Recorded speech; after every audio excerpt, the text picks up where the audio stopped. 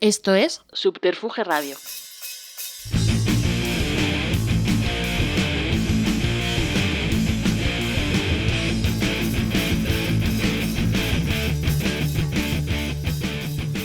Bienvenidas y bienvenidos a una nueva entrega de Simpatía por la Industria Musical, el podcast donde apenas suena música, pero es de música de todo lo que se habla. En emisión directa desde el estudio Alfonso Santisteban de la calle Almirante y bajo palio digital de Subterfuge Radio, la plataforma de podcasting que enarbola sin rumor una máxima más que concreta: la palabra es la nueva música. Una nueva entrega de esta enciclopédica aventura que arrancó hace poco una nueva temporada de la que disfrutamos cada día más y más y que reúne el testimonio de los protagonistas de esta cambiante, envolvente y rotunda industria musical, poniendo una vez más el foco en uno de los pilares más atractivos y necesarios, el de la prensa y la literatura musical. Y para ello un invitado de lujo, un tipo que inventa y se reinventa y que trabaja para recuperar nombres de ayer y para visibilizar otros de hoy, en una más que frenética producción de material más que necesario. Un placer recibir pues hoy en esta nueva entrega de Simpatía por la Industria Musical en el estudio Alfonso Santisteban de la calle Almirante en Subterfuge Radio a la palabra y el testimonio de Carlos Vázquez. Bienvenido, Carlos. Bien hallado, Carlos. Yo creo que la palabra frenética en tu producción está más que apropiada, ¿no? Porque publicas, como veremos luego, Paco Clavel, cuando estás tal aparece esa maravilla que has hecho con Gabinete Caligari, cuando estás digiriendo eso ya estás con uno de la avalancha, ¿no? de héroes. Bueno, ahora veremos, ¿no? Te identificas, ¿no? Con sí. Lo frenético, ¿no? Soy bastante tranquilo, escribo en un entorno muy tranquilo. O sea, frenético me imagino a alguien corriendo de un lado a otro. Yo estoy la mayor parte del tiempo sentado, callado, aislado, escribiendo. Bueno, ya sabes que aquí en Simpatía intentamos hacer también un poco un recorrido, ¿no? A la vida profesional de la gente que tiene a bien acompañarnos. Y en tu caso, bueno, he visto esos orígenes fancineros que tanto me gustan, que comparto, que yo también inicié así. Y me gustaría saber eso, si te acuerdas de esa primera entrevista, ese momento que te enfrentaste a alguien para plasmarlo luego en el fanzine Orfeo. Pues me acuerdo como si fuera ayer, y hace 20 años o por ahí. Conocí a Carlos, que es el que lleva el fanzine, Orfeo, que es de Bilbao, y bueno, yo estaba escribiendo algunas cosas, colaboraba con algunos amigos, y le hablaron de mí, y bueno, hice una pequeña colaboración al principio, y te diría que la primera entrevista que hice, diría que fue Shuarma, de Elefantes, y Miguel Ríos fue uno de ellos también. Entonces, esa primera entrevista, hombre, pues uno va con nervios, porque es la primera entrevista, claro. Y haces lo que ves, que es pregunta-respuesta, y darle un poco una conversación. Yo ya sabía que las entrevistas no debían de ser una cosa de pregunta y respuesta con un cuestionario ya hecho y pactado, sino vamos a dejar que fluya la conversación y vamos a improvisar sobre las preguntas. Y con Shuarma fue así, con Miguel Ríos fue así, y a partir de ahí dije, pues esto es muy divertido, además en un fanzine fotocopiado, me lo mandaban a casa, aún tengo los ejemplares, pequeñito así, y me encantó ese inicio porque creo que ahora están otra vez arriba los fanzines, ¿no? Han vuelto un poco, pero en este tiempo no lo estaban tanto, y para mí era un honor empezar en un fanzine, que es de lo que yo mamé también cuando era más pequeño. ¿Y es en ese momento ya que ya sabías que te querías dedicar profesionalmente a esto? Sí, yo lo tenía claro desde que era adolescente y escribía en el instituto, escribía en el colegio. Yo tenía claro que me quería dedicar a esto. ¿Tenías ya referencias, gente a la que seguías como tal? ¿Quiénes esas referencias del inicio? Pues leía mucha literatura norteamericana, periodistas norteamericanos, el rollo, bueno, los clásicos, ¿no? Hunter Thompson, por ejemplo. Me gustaba mucho cómo describía las escenas, cómo pintaba, digamos, entre comillas, las fotografías, cómo lo contaba todo en Rolling Stone. Luego, bueno, tenía pues Roger Wolfe, por ejemplo, Guy Talese me gustó mucho, Joyce Carol Oates también. Me gustaba mucho la literatura norteamericana, sobre todo por eso, por cómo lo contaban, y para mí eran los referentes. Luego en España, bueno, Diego Manrique, también me gustaba Umbral, por las columnas, cómo escribía, y luego eso era aplicarlo a la música. Y luego cuando ya empiezas a dedicarte profesionalmente, siempre es una pregunta que he hecho y que siempre me interesa. Bueno, tú colaboras, ¿no?, con cabeceras como, bueno, pues como Zenda, como Ruta 66, como Squire, que cada una son un mundo. ¿Es el mismo Carlos Vázquez el que cuando se enfrenta bajo ese naming, ¿no? De, por ejemplo, Squire, el mismo que cuando lo hace bajo el palio de Ruta 66? El mismo. No cambia absolutamente nada, salvo alguna cosa estilística que me pidan en el medio de, bueno, aquí las entradillas las hacemos así, de esta manera. Pero al 99,9% es el mismo Carlos H. Vázquez el que escribía en Squire, o escribe en GQ, o escribe en Ruta 66, o en FM, en Zenda o en el Confi, es el mismo. Bueno, ha recalcado ese Carlos H. Vázquez, que no he recalcado yo, efectivamente. No, bueno, está la firma. Da igual, porque muchas veces me llaman Charlie, la gente que más me conoce, Carlos Vázquez, da igual, el caso es que me llamen. Total. Que me llaméis. Totalmente. Bueno, y después de más de 2000 entrevistas, ¿qué ingredientes crees que hacen memorable una buena conversación? La curiosidad y el respeto y el escuchar, no hay más. Si tienes curiosidad, tienes ganas de escuchar a la persona que vas a entrevistar y la vas a escuchar, estás dispuesto a estar lo que sea, 1 hora, media hora, 15 minutos, ya lo tienes todo ganado. Total. ¿Y cuál ha sido esa entrevista más complicada? ¿Cuál ha sido ese Lou Reed que muchos de los de otra guardia? Es que tengo varias, tengo alguna muy rock and roll. A ver, te diré, en España una complicada, entre comillas, fue Leopoldo María Panero, para Jot Down. Fue la Feria del Libro, en 2012, 2011, no me acuerdo bien. Y bueno, pues fue todo lo que es Leopoldo María Panero. Hablé con Enrique Bunbury antes de hacer la entrevista, con Carlos Sanz también, que estuvieron con Panero en su momento, y les pedí consejo. Digo, oye, me acuerdo que Enrique me dijo, tú mírale a los ojos, o sea, déjate llevar y mírale a los ojos y lleva un plan B. Y yo llevé dos chuletas de la entrevista, ¿no? Tenía uno, plan A y plan B. Y bueno, estaba Panero ahí en el retiro, en un banco detrás de la caseta de Huerga Fierro. Llegué con una amiga que era fotógrafa y llegamos, estaba Panero ahí. Digo, hola, soy Carlos, el periodista. Ah, muy bien, vamos a dar una vuelta. Mientras damos una vuelta y vamos haciendo la entrevista, nos sentamos y me acuerdo que dice, no voy a hablar hasta que no me compres 2 sándwiches y 2 Coca-Colas. Yo le había llevado un pack de 6 latas de Nestí y dijo que no las quería, que estaban envenenadas. Así que la fotógrafa, pobre Sara, fue a por Coca-Cola y sándwich y Panero empezó a hablar. Esa fue una complicada pero divertida. Otra complicada y divertida fue Charlie Sheen en Londres, 2016. Me mandó Squire. Y llego yo a Londres, al Soho, con un poco Paco Martínez Soria.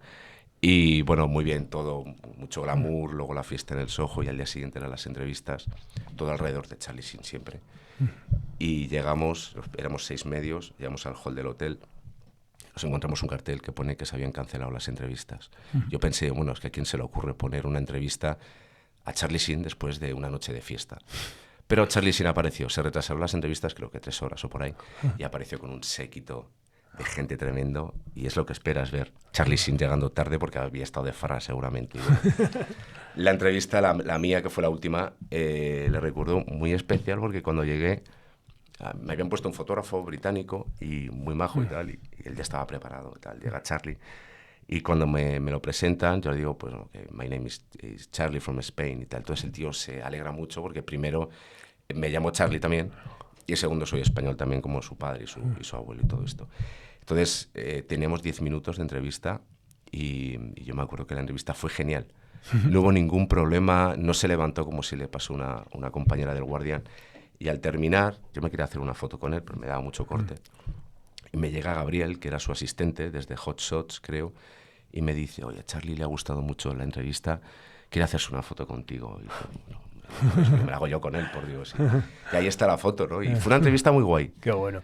Bueno, el caso de Charlie Sheen o de Panero son cosas puntuales y tal esto, pero bueno, luego habrá mucha gente con la que te has encontrado más de una vez, ¿no? Artistas, sobre todo musicales, ¿no? ¿Cómo llevas ese equilibrio entre la honestidad profesional y las relaciones personales que se generan con artistas? Pues procuro tener cuidado, porque no quiero que influya mi entre comillas, amistad con un músico en la entrevista.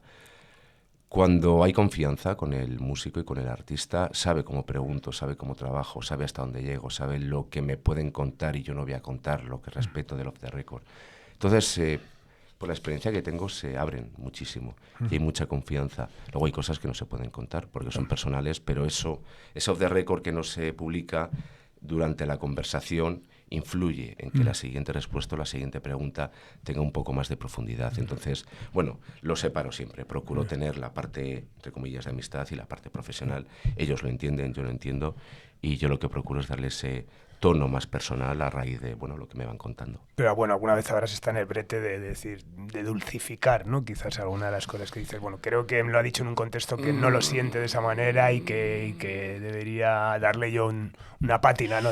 Recuerdo una, no voy a decir el nombre del artista, sacó el disco, me lo mandaron con mucha antelación, ya sabes que en prensa nos llegan antes los discos, y yo había descubierto una cosa que me patinaba y le mandé un email a este artista.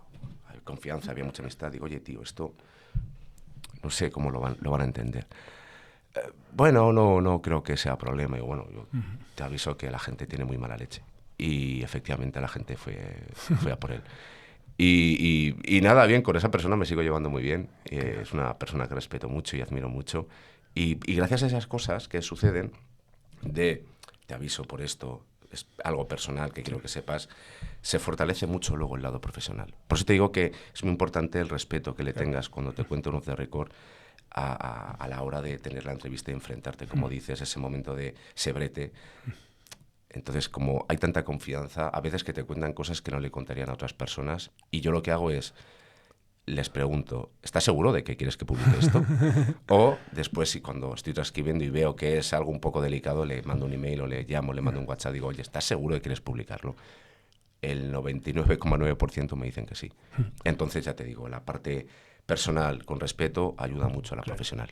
Bueno, y lo que hablar de la evolución del periodismo en estos 20 años que llevas está más que claro, ya todo lo hemos visto y lo hemos tal. Pero lo que sí también creo, ¿no?, que ha cambiado mucho también es un poco cómo se enfrenta el entrevistado a las entrevistas. Es decir, creo que antes abrían más en canal, ahora la gente es más cautelosa porque, bueno, está el famoso clickbait, ¿no?, que al final, que otro periodista es el que hace el titular, cuando sobre todo en prensa, ¿no? Ha evolucionado eso, ¿no? De que notas que la gente está más comedida algunas veces o segura de que de repente dice una frase que dice... Como yo te digo, siempre cuento, no voy a decir tampoco el nombre de un artista de esta compañía, que también hizo una entrevista, pues yo no sé para qué periódico, bueno, una larguísima, y que lo último que le preguntó fue no sé qué, le dijo, no, es que, y le dijo, ya fuera de tal, es que soy un poco gilipollitas y tal. Y el titular fue soy un poco gilipollitas. Eso no va a cambiar, el engañar al artista, poner luego cambiar el titular. Es una cosa que procuro que no hagan en los medios en lo que estoy, que si lo van a cambiar que me avisen antes. Pero ya he tenido un par se han publicado titulares que yo no autoricé y el artista me ha llamado y oye tío, esto, discúlpame, de verdad, yo no lo he cambiado, voy a hablar con el medio y el medio lo cambia. Lo que he visto en esta evolución y respecto a lo que dices es que esa trampa siempre va a seguir existiendo. Pero también te digo, lo hacen con respeto la gente mediocre, porque cuando pones un titular así, estás buscando el clickbait, estás buscando que la gente entre. Realmente lo importante de una entrevista es el contenido, no el titular. El titular es el gancho, efectivamente, pero si lo trampeas para llamar la atención es, uno, que igual la entrevista no es tan jugosa como para sacar un titular decente, y dos, seguramente la entrevista quede opacada por el titular capcioso que han puesto. Claro, totalmente. ¿Crees que tiene sentido a día de hoy hablar de prescriptores?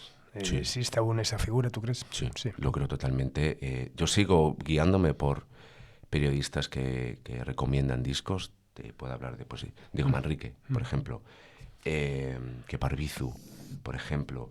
No sé, hay mucha gente de la que cuando veo redes y veo que recomiendan un disco, me fío mucho de ellos. Yo sigo haciéndolo, igual que cuando comparábamos revistas, el Popu, y miramos las reseñas de Fernando Tachencias y a ver qué habla de qué discos de hard rock, comprabas el Ruta y veías a ver qué decía Ignacio Juliano. Entonces, a mí me gusta mantener eso todavía vivo. Creo que sigue existiendo de alguna manera, ha cambiado el formato, pero en redes todavía sigue habiendo prescriptores y en la radio pocos, pero lo sigue habiendo afortunadamente. ¿Pero crees que las redes sociales han hecho más superficial el periodismo cultural? Sí, sin duda alguna. Y te diría que democratización de los blogs, por así decirlo, fue la piedra de toque, porque de repente con MySpace se abría un poco el espectro del acercamiento del periodista hacia el fan, perdón, hacia el músico. Entonces eso hace que te abras un blog y escribas lo que te inspira a ti la música, que está muy bien. Entonces supongo que la discográfica X o el artista X le llama la atención lo que ha escrito esta persona en el blog, contactan con él, le mandan discos gratis, le invitan a conciertos, y yo creo que ahí está el problema, porque esta persona que empieza a escribir en su blog, que no cobra porque es suyo, dice, oh, qué guay que me mandan discos gratis o me envían a conciertos, pero claro, eso yo creo que te condiciona a la hora de hablar, porque claro, dices, si hago una crítica no tan favorable, igual no me invitan a conciertos o no me mandan discos. Eso ha hecho que luego haya cierta amabilidad a la hora de hacer reseñas, y te das cuenta, no se critican discos de manera constructiva, si se critican son de manera destructiva, y ni siquiera se hace crítica, tanto de conciertos como de discos. Se habla del disco, es casi promocional, y muy poca gente hace una reseña que digas, uy, aquí le meto un palo, pero bueno, está justificado el palo. Creo que ya no hay tanto de eso, y yo lo echo de menos, y creo que viene por ahí, ¿no? Por ese miedo a pues que se nos enfade el artista, la discográfica, que no nos inviten a más conciertos, pero bueno, esto te lo encuentras en el periodismo político. Totalmente. Bueno, hablábamos de esa sobreproducción, que has publicado libros, bueno, sobre Bunbury, Cristina Rosenbinger, hablábamos de esa maravilla, Gabinete Caligari, de Paco Clavel. ¿Cómo eliges los temas? Es decir, porque incluso eliges algunos personajes que bueno, que hay mucha obra sobre eso. ¿Cómo lo eliges y qué enfoque? Que me imagino que cada libro es un mundo. ¿Cómo decides decir, voy a incidir en esto y se voy a ofrecer a Milenio, por ejemplo? Pues, por ejemplo, algunos son encargos. Cristina Rosenbinger fue un encargo. Jorge Ilegales, el de Conversaciones Ilegales, fue un encargo. Disfruté muchísimo con ese libro. Quiero muchísimo a Jorge, tío. Muchísimo. Es una persona increíble. El de Bunbury, el de En Crudo y el Natural, que fue con Juan Pérez Fajardo y Jesualdo Jiménez de Cisneros, fue una cosa que salió hablándolo con Enrique. El de Boxeo fue idea mía, Un gancho de la gloria. Más fantástico. Fue una cosa también que salió por medio de un compañero de Javier Márquez. A mí ya me gustaba el boxeo. El de Gabinete Caligari fue idea mía, 100%. Y entonces Paco Clavel fue medio encargo, medio idea. El de Héroes fue medio encargo, medio idea. Entonces, cuando tengo ya una idea en la cabeza, normalmente a veces me dejo llevar. No. El de Gabinete fue, como siempre me ha gustado Gabinete Caligari, empecé a escribirlo y dije, en algún momento diré que voy a hacer un libro de esto y se lo venderé a alguna editorial. Afortunadamente Silex me lo compró a la primera, majísimos. Pero ya te digo, empecé a escribirlo. El de Gabinete fue el mejor ejemplo porque empecé a escribir y dije, ya veremos dónde me lleva esto. Y me ha llevado un libro que le tengo mucho cariño. Es un librazo, además, bueno, así de entrada, todo lo que se ha hablado sobre todo la parte de la movida, de esa época tal, yo creo que está narrado y documentado de una manera que no se había hecho hasta ahora. Y me parece maravilloso, lo he recomendado, lo he regalado y creo que va a ser ya un libro de cabecera en esta casa. Cada libro es un mundo, preguntarte cuánto tiempo dedicas a documentarte de cara a un libro, pero bueno, por ejemplo, yendo al de Gabinete, ¿qué preparación precisamente hubo para enfrentarte a un libro que tiene muchas entrevistas, con personajes que encima, dispares, no se hablan, qué tal? O sea, no pudiste tener, declaraciones comunes. ¿Cómo planteaste ese libro? Bueno, ese libro es el libro que siempre quise hacer. Yo hice un artículo en 2013-14 en Popular 1 sobre Gabinete Caligari y a partir de ahí ya tuve una idea de que igual algún día hacía un libro. Estaba el libro de Lenin y el libro de Lenin yo veía que había cosas que estaban incompletas. Yo con Lenin me llevo muy bien, de hecho le pedí consejos. Es imposible llevarse mal con Lenin. No, es imposible. O sea, aunque quieras, no puedes. Es un tío que quiero mucho también y muy generoso. Estuve hablando con él cuando estaba haciendo este libro. Y de hecho fue la primera persona a la que le di el libro y él fue la primera persona que reseñó el libro, lo hizo en Rock Deluxe. Para mí era muy simbólico todo. Y como te iba diciendo, yo me planteé ese libro de Gabinete como hay muchas historias que contar aquí y creo que no se le ha hecho justicia. A Gabinete Caligari, discográficamente hablando, no solo en los libros. Y bueno, me lo planteé como, primero, un esquema. ¿Qué partes de la historia de Gabinete Caligari voy a contar y cómo lo voy a contar? Y cómo voy a presentar a los tres gabinetes, ¿no? Pues empezando Padre de Jaime, porque creo que es primordial hacerlo, ya que la influencia taurina en Gabinete es clara, pues viene del padre de Jaime. La influencia de cierta música viene, pues bueno, de Ferni. Tal cosa, tal, viene de Eddie. Entonces me parecía de recibo presentarlos uno a uno a raíz de sus familias y luego ya meterme en eso, en lo que es la música, las influencias que tuvieron. Y lo que había que hacer era un esquema. Teniendo claro un esquema, cuando controlas el tema, va solo todo lo que sucede. Entonces yo me tiré fines de semana entero encerrado en casa, escribiendo, viendo vídeos de Gabinete Caligari y poniéndome cuéntame cómo pasó la temporada de la movida madrileña, porque cuando escribo algo quiero estar, como dicen los chavales, en el mood. Quiero estar metido en que todo gire alrededor de lo que estoy haciendo, aunque salte y luego me ponga con otra cosa por otra cosa de trabajo, pero los fines de semana procuro dedicárselo a que todo gire alrededor de un libro. Y con Gabinete fue así, un esquema y luego ya me dejaba llevar. Bueno, si te pregunto esta pregunta hace un año, ¿qué libro te gustaría escribir? Ya me hubieses dicho el del Gabinete, ya lo has hecho. Supongo que tendrás ahora también algún reto confesable. ¿Hay algo que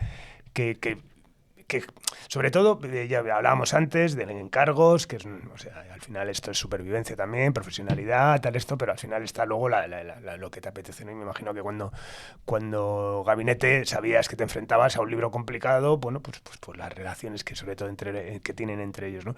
¿Hay un libro ahora mismo, algo que te dijese, joder, me gustaría atar estos cabos para intentar desarrollarlo?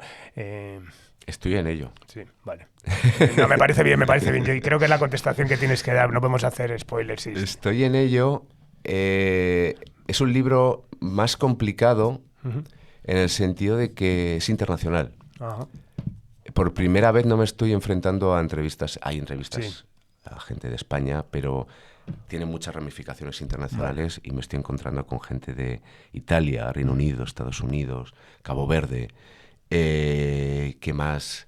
Uzbekistán, Latinoamérica, de México. Ya te aseguro que hay una historia guapísima que es muy complicada de contar, sobre todo cómo se han desarrollado los acontecimientos de un tiempo a esta parte, y me aventuré a hacerlo internacional porque dije, me gusta el reto de... Yo hablo inglés de aquella manera, pero lo hablo.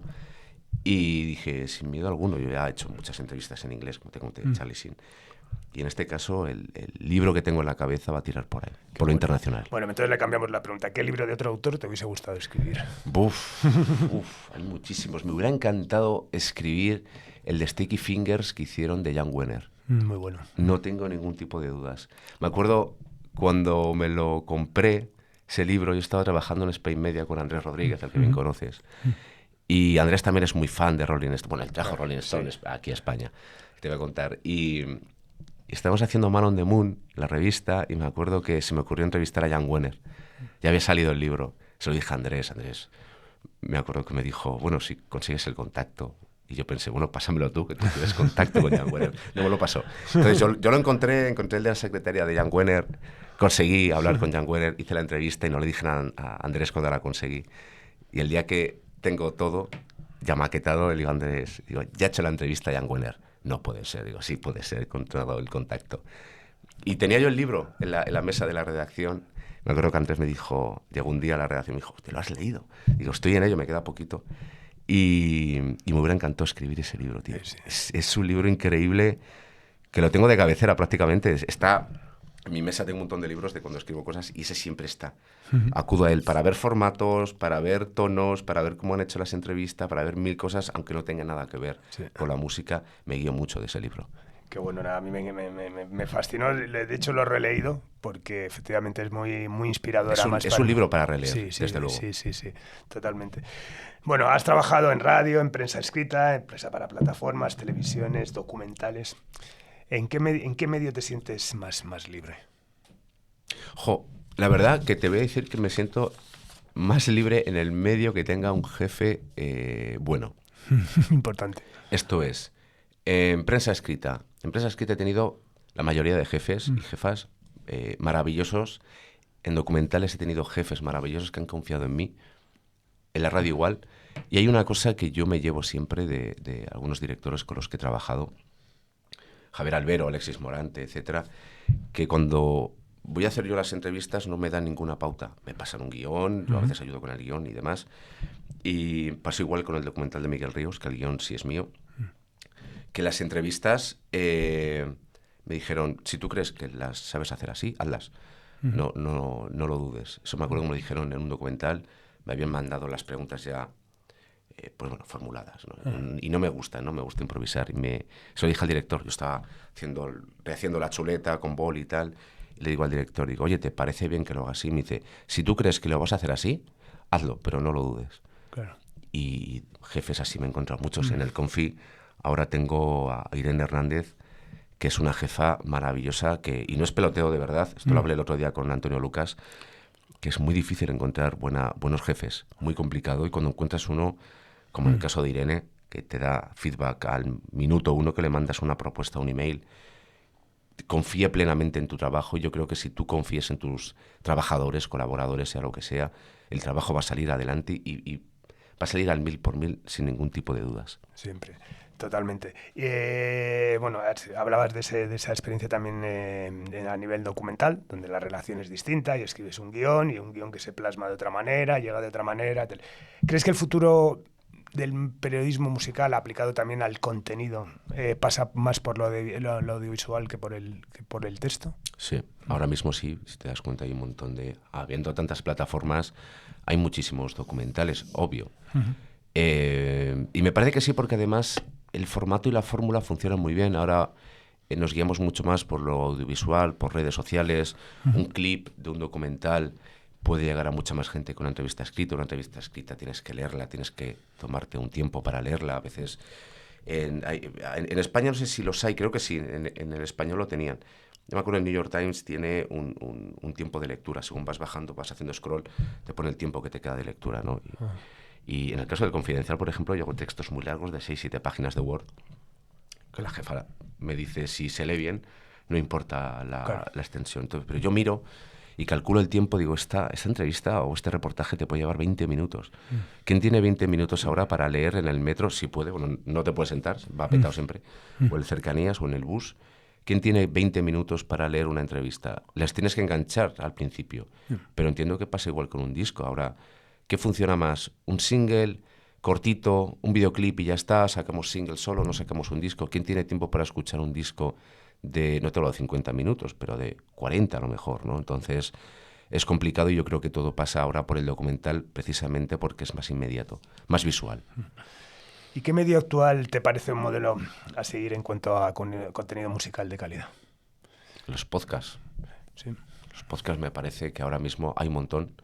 Hay que saber elegir qué escuchar, pero me parece ahora mismo que es muy interesante porque precisamente puedes poner música, puedes contar una historia, puedes entrevistar al músico que ha hecho esas canciones de las que estás hablando, y si lo llevas bien y con buen ritmo, que es una cosa que echo de menos en la tele, con ritmo pausado, como las entrevistas del Sentido de la Birra, por ejemplo, o las que hacéis aquí.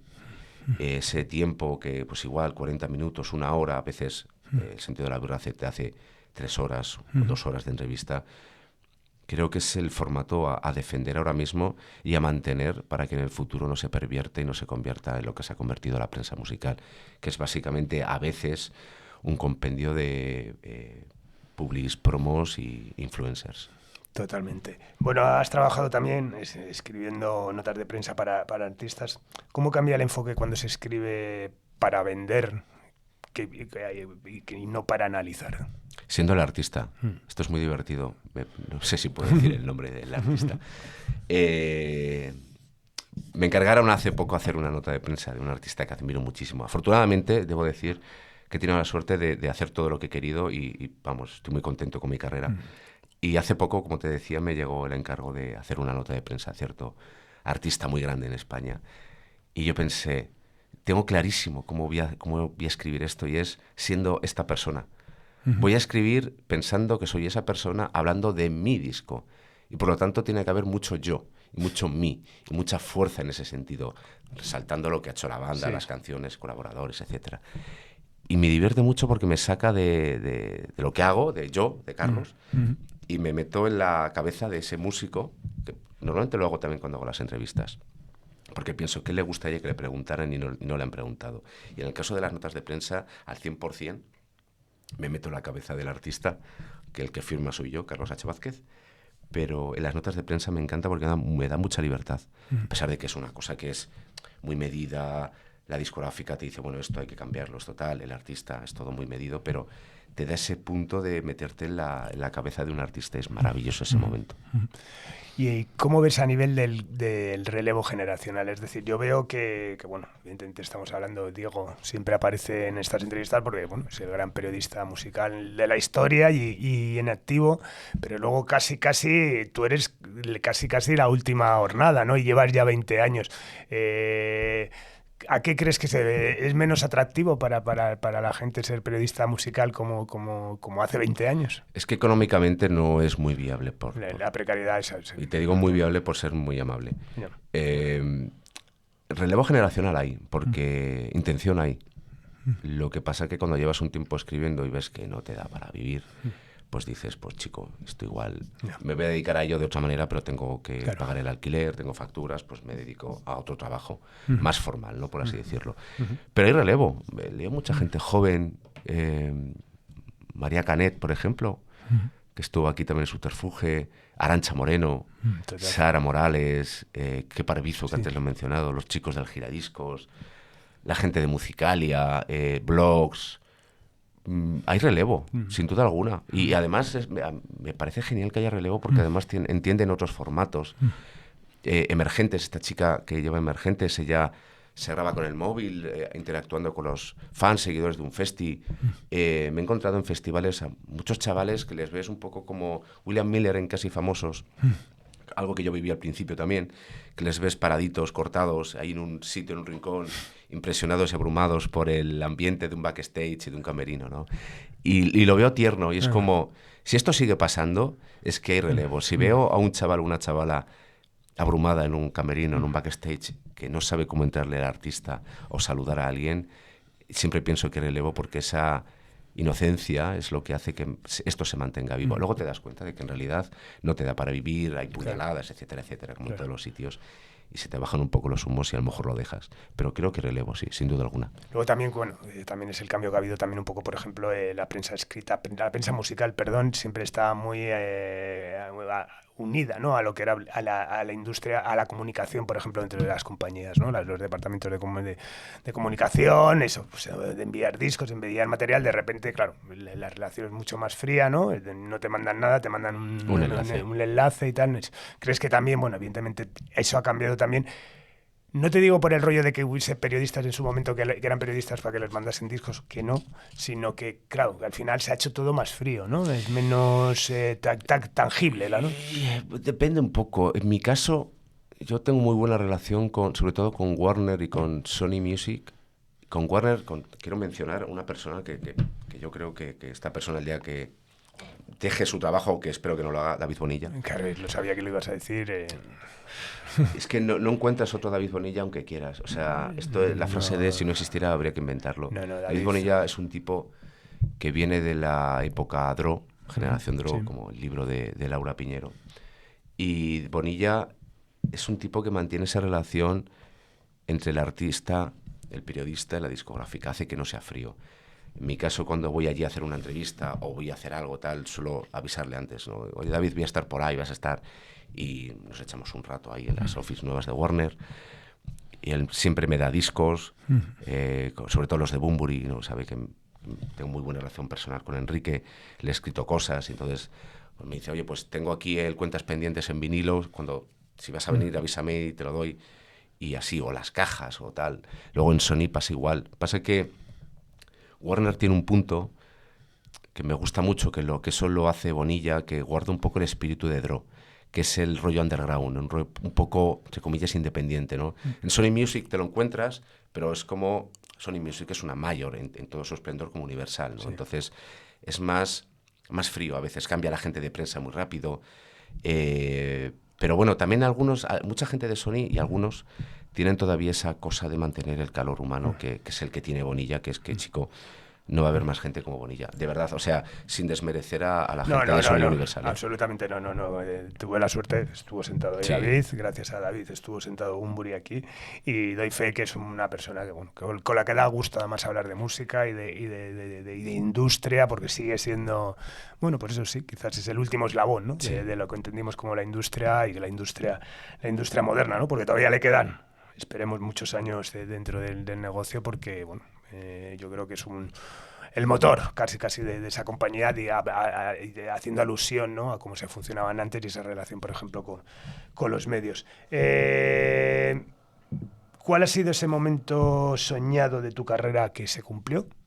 Y después me dices cuál es el que esperas. Ha habido muchos, afortunadamente. Uno de ellos, ahora que hemos mencionado a Enrique Bumburi, fue cuando Enrique un día me manda un email.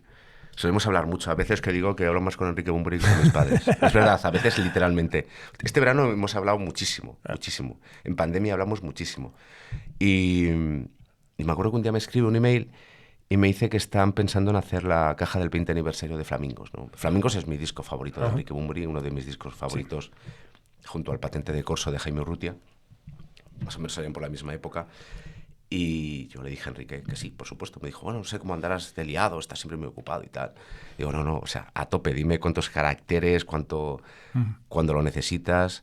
Pues esto no sé si fue en septiembre cuando me lo dijo. Y me dijo, bueno, tú te vas a hacer, quiero que hagas las caras B y rarezas de Flamingos, ¿no? Conoces la historia y tal. Yo tenía esas maquetas que hay por ahí. Y dije, por supuesto que sí. Digo, ¿pero cuánto quieres de extensión? Y dice, da igual, libre. Dije, tío, increíble esto.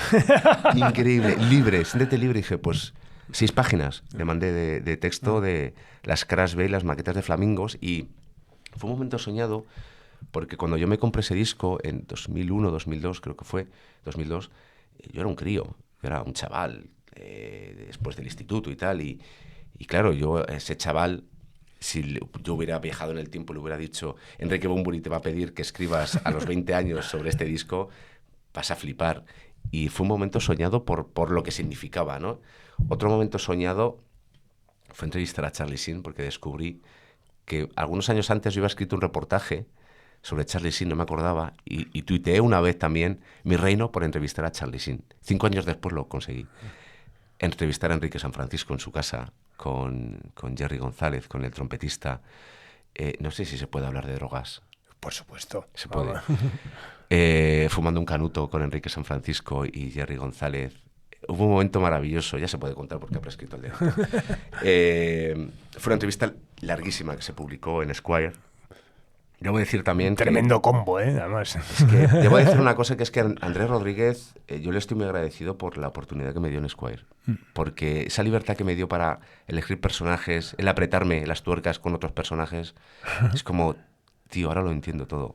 Y bueno, con Enrique San Francisco fue, pues, llegar allí, y yo le llevé 6 jonquilatas y tal, y él llega, me abre la nevera y dice, tranquilo, aquí tenemos cervezas, y es como Homer Simpson cuando abre la nevera y solo tiene DAF. Pues este era, pero con Mau.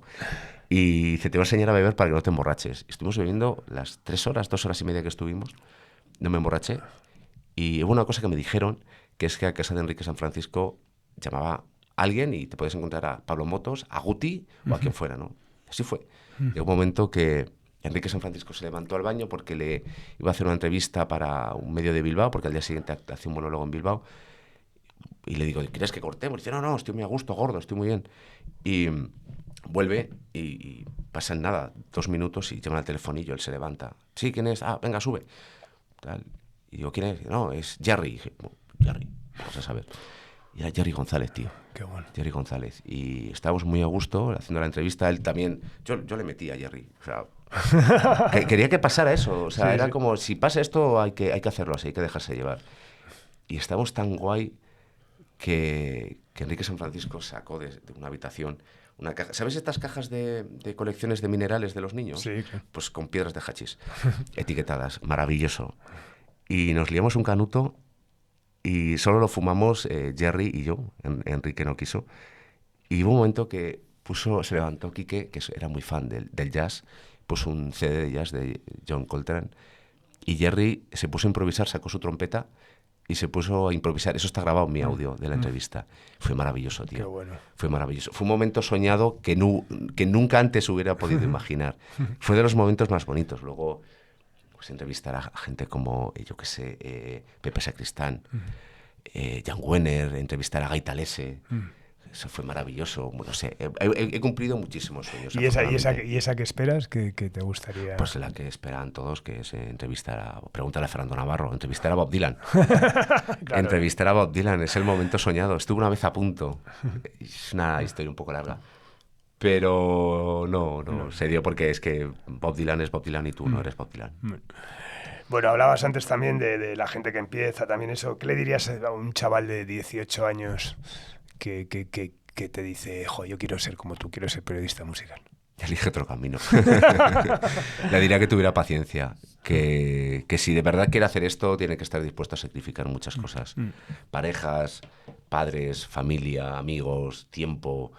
De hecho, es curioso, ¿no?, que este trabajo que te requiere tanto salir, tanto socializar, yo que soy poco sociable, no me gusta mucho la gente, soy un poco misántropo. En realidad, desde que he empezado a hacer lo que hicieron los Beatles, que es dejar de tocar para centrarse en él, Dios me libre de compararme con los Beatles, pero en el momento en que dejaron de actuar en directo para centrarse en el estudio, empezaron a crear más, ¿no? Yo he hecho lo mismo, he dejado de salir, salgo poco, tengo vida de jubilado casi, y lo dedico a escribir al 100%, por eso escribo tanto ahora, ¿no? Aparte que me gusta escribir todo el rato 24/7, y a un chaval le diría eso, que esté dispuesto a sacrificar todo lo que haga falta si de verdad le gusta esto, que va a cobrar poco, pero que si se lo ocurra va a vivir de ello. Y si está dispuesto a ello, que tire para adelante, pero que no dude. Bueno, siempre termino con una pregunta recurrente, que la verdad es que muchas veces la hago y la habéis contestado en las entrevistas, pero bueno, si no la hago, me acuerdo que un día dije, no la voy a hacer más. Y Bruno Galindo acabé y me dice, pero no me vas a hacer esa pregunta. Y dije, bueno, pues entonces la voy a hacer siempre, ¿no? Que es esa pregunta de, bueno, ¿quiénes han sido tus referentes? ¿A quién ahora que tienes un micrófono, agradeces y consideras que han sido influyentes en que tú estés aquí hoy? Pues mira, antes te he nombrado a Gaita Lese, te he nombrado a Manrique, quiero nombrar también a Jesús Quintero. Tipo que se portó muy bien conmigo. El libro de boxeo, No encuentro la gloria, él está ahí, lo pude entrevistar, hice un artículo de Jot Down, también hablé con él. Jesús Quintero es un referente total a la hora de hacer las entrevistas. Bruno Galindo, ahora que lo mencionas, porque Bruno Galindo, yo cuando lo leía, la Rolling Stone y demás, yo quería ser un poco como él, lo que él hacía. Lo leía también a Fernando Navarro, leía a Ignacio Juliá, César Martín del Popu. Leía mucha gente aquí en España, porque ya llegó un momento que pasé bueno, sigo leyéndolo, ¿no? El periodismo americano, pero la prensa musical española, Juan Puchades también, yo me he dado cuenta que tengo tics de Juan Puchades a la hora de escribir. Tiene una forma de escribir cada uno muy personal que en España no valoramos lo suficiente, ¿no? Nos cerramos dentro de un cliché del periodista. Y cuando te encuentras a periodistas musicales, que realmente el periodismo musical no se le hace mucho caso dentro de los medios generalistas, las secciones de cultura están ahí abajo, cuando bajas 5 veces el scroll, ahí en pequeñito, debajo de a veces el F-Style y demás.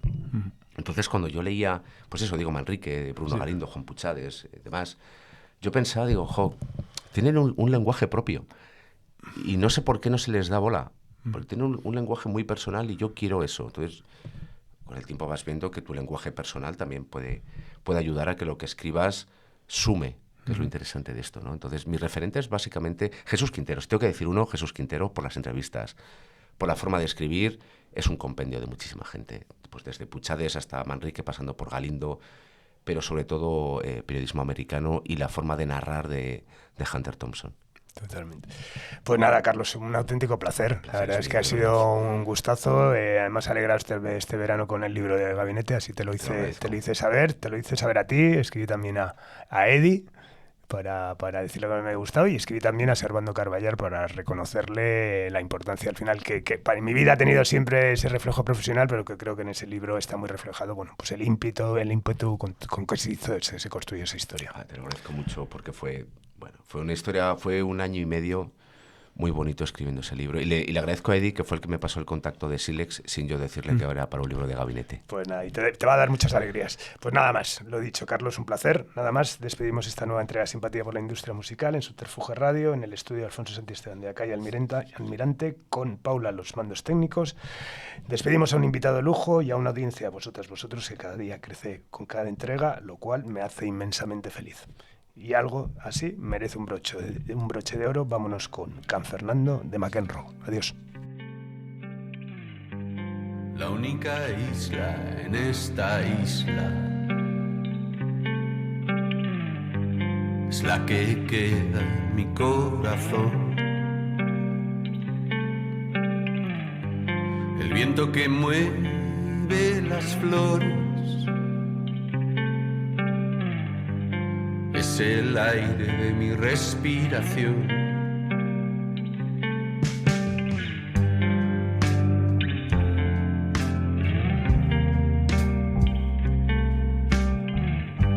El miedo que nunca ha visto nadie es el miedo que siento yo. El silencio que siempre se rompe, ya solo puedo romperlo yo.